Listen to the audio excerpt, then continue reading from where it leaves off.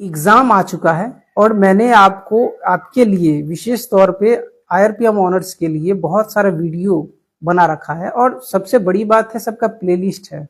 आप चाहे पार्ट 1 में पढ़ रहे हैं या पार्ट 2 में हो या पार्ट 3 में हो, सभी के लिए अलग अलग कैटेगरी में प्लेलिस्ट बना हुआ है।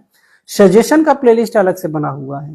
सब्जेक्टिव केवल बदलता है, ऑब्जेक्टिव लगभग लगभग उसी में से आ जाते हैं जो पहले पूछा गया है या जो क्वेश्चन मैं ऑब्जेक्टिव में देता हूं उन्हीं में से आ जाता है लगभग।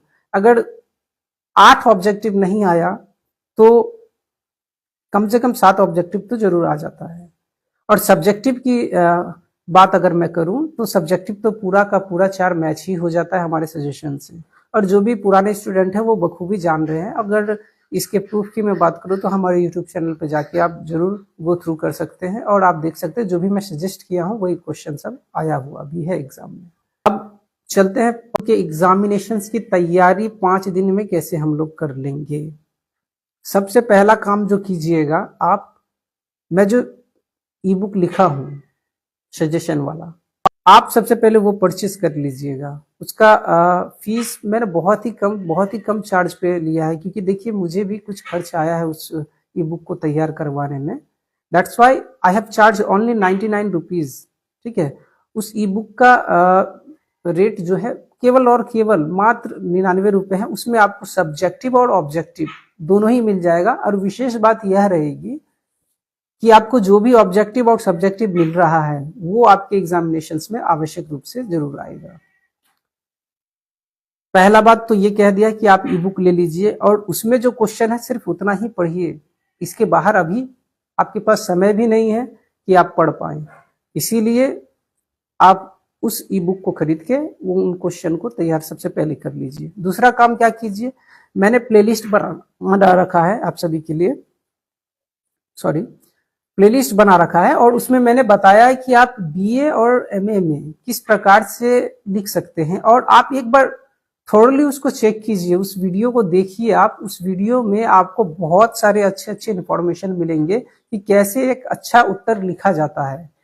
और यकीन मानिए अगर उस वे में अगर आप लिख देते हैं तो आपका बहुत ही अच्छा नंबर आने भी वाला है, इसमें कोई दो राय नहीं है। अब आप सभी को जान रहे हैं कि मैं पिछले 7-8 वर्षों से पढ़ा रहा हूं IRPM ऑनर्स का, यूट्यूब के माध्यम से ही सही लेकिन पढ़ा रहा हूं। और पढ़ाने के दरमियान मुझे बहुत सारी चीज ऐसा पता चला जो बच्चों को पहले पता होना चाहिए। अगर बच्चा ये पहले जान जाए तो नंबर लाने के लिए कभी भी उसको होड़ नहीं करना पड़ेगा। आप जब भी एग्जाम में बैठते हैं आपके पास एक उत्तर पुस्तिका होती है और उस पर आप अपना उत्तर लिखते हैं और वही उत्तर आपका मूल्यांकन करता है। कोई भी टीचर आपका मूल्यांकन आपके उत्तर पुस्तिका के माध्यम से ही करेगा, ना ही उसको आपका फेस पता चलेगा और ना ही आपका रोल नंबर वगैरह, क्योंकि उसमें जो है हाफ पेज जो है फाड़ के अलग कर दिया जाता है कोडिंग करने के लिए।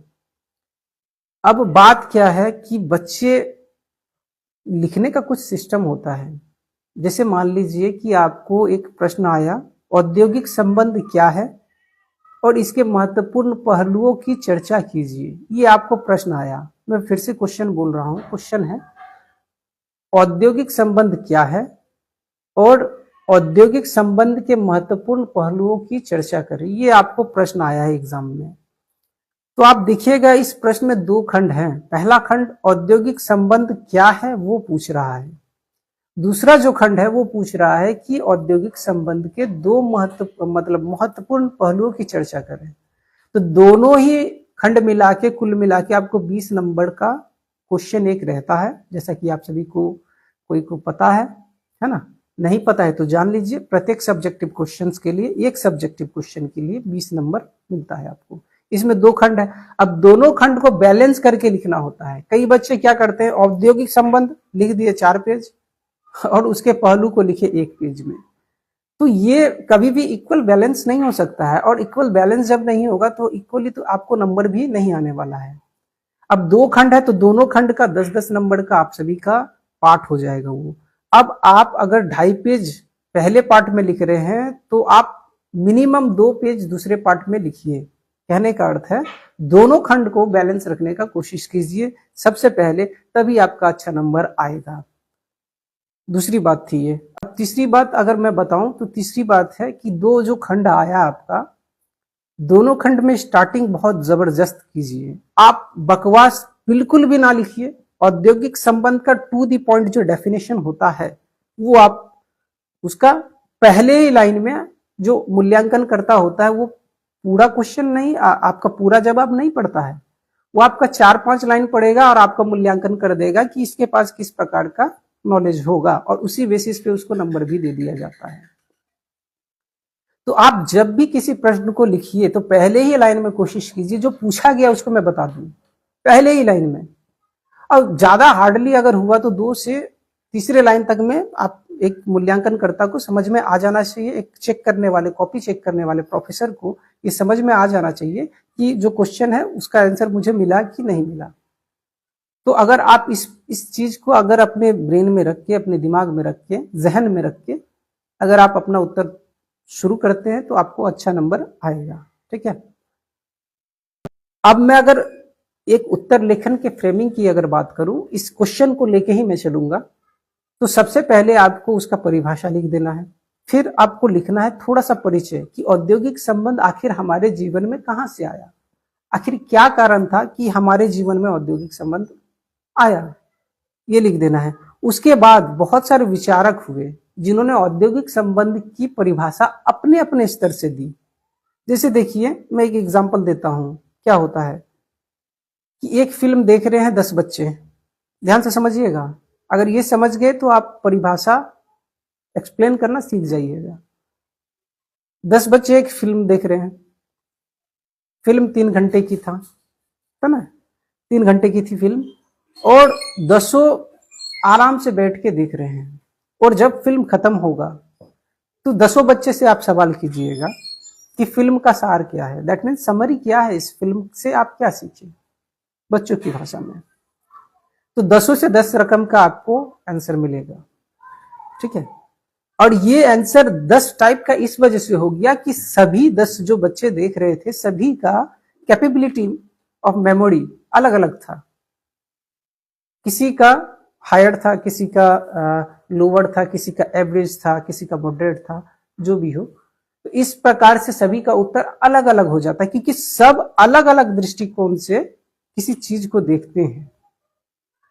तो यही कारण है कि कई विद्वानों ने अलग अलग जो है परिभाषा दिया इंडस्ट्रियल रिलेशंस का, और उन्हीं में से आपको कुछ अच्छे परिभाषाओं को चुन के अपनी उत्तर पुस्तिका में भर देना है। ठीक है। अब इसके दूसरे पार्ट की अगर मैं बात करूं तो दूसरा पार्ट था इसके महत्वपूर्ण पहलू, और आप सभी कोई जानते हैं औद्योगिक संबंध के 2 महत्वपूर्ण पहलू हैं। पहला पहलू है सहयोग का पहलू, जो कि गांधी जी के द्वारा दिया गया था, जिसे ट्रस्टीशिप के सिद्धांत के नाम से भी जाना जाता है, और हिंदी में अगर मैं बात बोलूं तो न्यायिकता का सिद्धांत इसको कहा जाता है, जो कि गांधी जी द्वारा दिया गया था। दूसरा जो पहलू है औद्योगिक संबंध का वो है संघर्ष का पहलू, जो कि कार्ल मार्क्स के द्वारा दिया गया था। और दोनों पे ही लिखना है, आपको इक्वली लिखना है, क्योंकि 2 पार्ट देखिए, क्वेश्चन का पहले हो गया 2 पार्ट। अब पहले वाले पार्ट में आप डेफिनेशन लिख दिए और दूसरे विद्वानों या विचारकों का परिभाषा लिख दिए। फिर दूसरे पार्ट की अगर मैं बात करूं तो इसमें 2 पहलू था। पहला पहलू था आपका सहयोग का, दूसरा था संघर्ष का।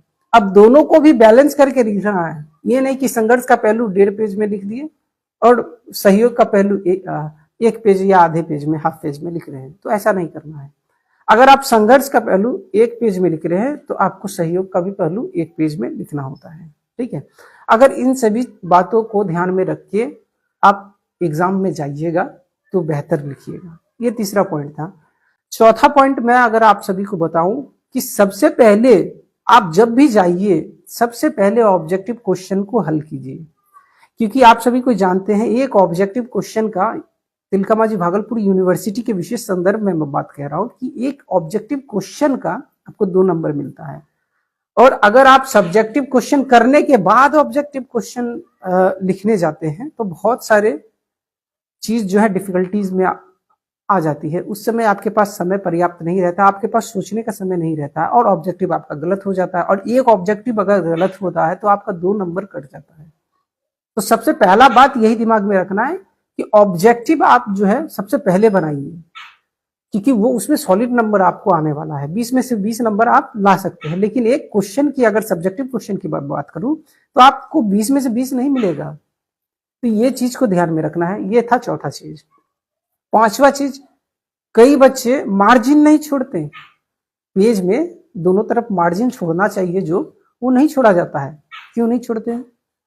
अरे भाई, आप अगर मार्जिन छोड़िएगा तो और एट्रैक्टिव आपका उत्तर दिखेगा, दूसरे के उत्तर से अलग दिखेगा, कॉपी ही अलग दिखेगी, तो आपको विशेष तौर पे अच्छा नंबर भी जरूर आएगा। तो मार्जिन आवश्यक रूप से दोनों तरफ छोड़िए। कोई बात नहीं, 2 मिनट लग रहा है लाइन खींचने में, कोई बात नहीं, जरूर खींचिए और अच्छा से लिखिए। और अंततः मैं यही कहूंगा कि ओवर राइटिंग नहीं होना चाहिए। आप कॉलेज में पढ़ रहे हैं, आप पीजी कर रहे हैं, या आप यूजी में हैं, दैट मीन्स अंडर ग्रेजुएशन में आप पढ़ रहे हैं या पोस्ट ग्रेजुएशन में आप पढ़ रहे हैं, तो आपको ओवर राइटिंग तो ना के बराबर होना चाहिए। ठीक है, अगर ओवर राइटिंग होता है तो उससे कहीं ना कहीं नेगेटिव इम्पैक्ट तो जरूर पड़ता है एक टीचर पे, जो भी मूल्यांकन करता होता है, प्रोफेसर पे। तो इन सभी बातों को अगर आप ध्यान में रखिएगा, जहन में रखिएगा, तो निश्चित रूप से अच्छे मार्क्स गेन कीजिएगा पढ़ाई में। ठीक है, मैं एक बार पुनः आप सभी को बता दूं कि मैंने एक सजेशन ई बुक लिखा है, उस ई बुक को जरूर खरीदे और उन्हीं में से सब प्रश्न आएगा भी। आप निश्चित होकर उन प्रश्नों की तैयारी करें, और उन प्रश्नों को तैयार करने के लिए मात्र 29 रुपए पर मंथ में मैंने एक पेड कोर्स यूट्यूब पे चलाया है, और जल्द ही फेसबुक पे भी लाऊंगा। उस कोर्स से जुड़िए और सीखिए। IRPM के गहनतम ज्ञान को सीखने के लिए हमारे चैनल से जरूर जुड़िए, यूट्यूब पे जुड़िए, फेसबुक पे जुड़िए। फेसबुक पे भी पेड कोर्स जल्द ही शुरू होने जा रहा है, और इसका अनाउंसमेंट मैं बिल्कुल कर दूंगा कि आपको कब से ये अवेलेबल फेसबुक पे हो पाएगा। फिलहाल यूट्यूब पे अवेलेबल है, तो आपको जरूर जाइए, आप सभी को जरूर जाइए और ई बुक को जरूर परचेज कीजिए, और जो भी प्रश्न दिए गए हैं उन सभी प्रश्न को आप सीखिए, लिखते कैसे हैं, और ऑब्जेक्टिव प्रश्नों को हल कीजिए, बहुत अच्छे से उनको याद कर लीजिए। आपका एग्जाम में बहुत अच्छा मार्क्स आएगा। ठीक है, तो चलिए मिलेंगे अगले सेशन में, अगले लाइव सेशन में। तब तक के लिए इजाजत चाहता हूं। मैं हूं अनंत विजय और आप देख रहे थे SDCTC।